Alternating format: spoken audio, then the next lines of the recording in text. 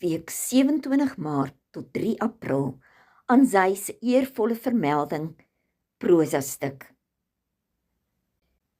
Die modder, die merke en die genade. Geskryf deur Yvette Langenhoven. Ons het begin as 'n groep vroue, skoon, vol lag en opgewonde vir die dag wat voorlê.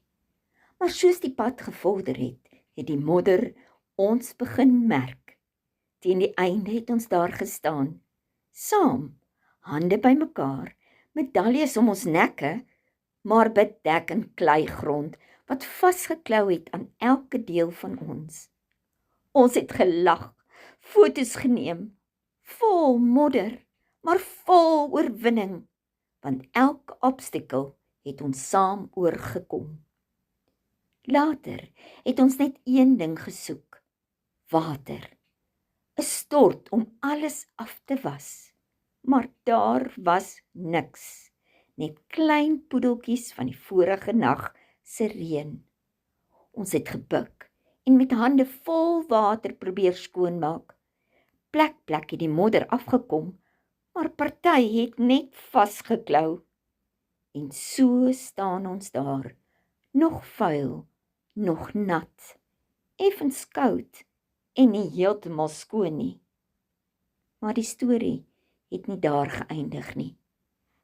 Maandagoggend in 'n stil oomblik sien ek die merke op my arm. Daai skaafplek wat nog rooi lê, 'n herinnering van die pad wat ons gestap het. Van die val, die opstaan, die deurdruk, en toe tref dit my. Net soos daardie modder wat aan ons liggame geklou het, hou ons ook vas aan dinge in ons lewens. Seer, keuses, foute, dinge wat ons self probeer afwas, maar dit wil nie altyd los nie. En die merke, dit wys waar ons gesukkel het, maar ook waar ons oorwin het.